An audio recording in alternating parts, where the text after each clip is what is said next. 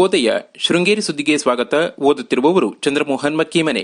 ಶ್ರೀ ಪರಾಭವನಾಮ ಸಂವತ್ಸರ, ಉತ್ತರಾಯಣ, ವಸಂತ ಋತು, ವೈಶಾಖ ಮಾಸ, ಕೃಷ್ಣ ಪಕ್ಷ, ಚೌತಿ, ಜ್ಯೇಷ್ಠ ನಕ್ಷತ್ರ.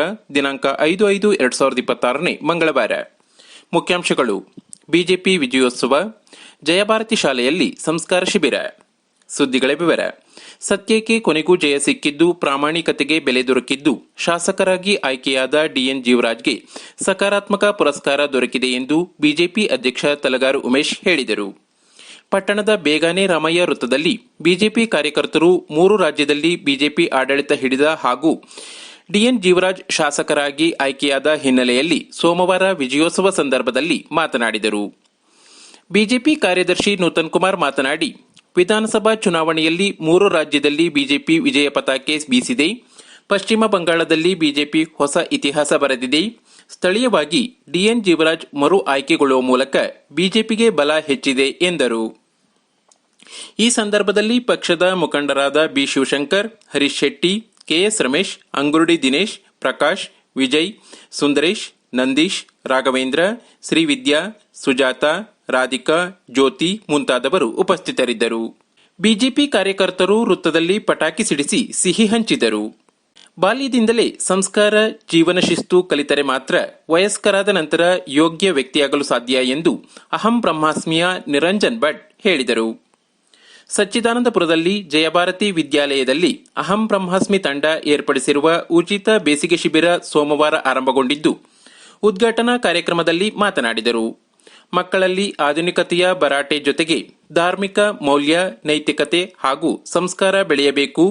ಇದರೊಂದಿಗೆ ವ್ಯಕ್ತಿತ್ವ ಅಭಿವೃದ್ಧಿ ಚಟುವಟಿಕೆ, ಕ್ರೀಡಾ ಚಟುವಟಿಕೆ ನಡೆಸಲಾಗುತ್ತದೆ ಎಂದರು. ಶಿಬಿರದಲ್ಲಿ ತಾಲೂಕಿನ ವಿವಿಧ ಭಾಗದಿಂದ ಆಗಮಿಸಿದ ಮಕ್ಕಳು ಪಾಲ್ಗೊಂಡಿದ್ದಾರೆ. ಉದ್ಘಾಟನಾ ಕಾರ್ಯಕ್ರಮದಲ್ಲಿ ಜಯಭಾರತಿ ಶಾಲೆ ಮುಖ್ಯ ಶಿಕ್ಷಕ ವಿನಯ್, ಶಿಕ್ಷಕ ರಾಜೇಂದ್ರ ಮುಂತಾದವರು ಉಪಸ್ಥಿತರಿದ್ದರು. ಮೇ 5ರಂದು ಬ್ರಾಹ್ಮಣ ಸಂಘಟನೆ ಕರೆ ನೀಡಿರುವ ಪ್ರತಿಭಟನಾ ಮೆರವಣಿಗೆ ಹಾಗೂ ಬಂದ್ ಹಿನ್ನೆಲೆಯಲ್ಲಿ ಬ್ರಾಹ್ಮಣ ಮಹಾಸಭಾದ ಮುಖಂಡರು ಸೋಮವಾರ ಪಟ್ಟಣದ ಅಂಗಡಿಗಳಿಗೆ ತೆರಳಿ ಬೆಳಿಗ್ಗೆ 9ರಿಂದ 12ರವರೆಗೆ ಬಂದ್ ಮಾಡುವಂತೆ ಮನವಿ ಮಾಡಿದರು.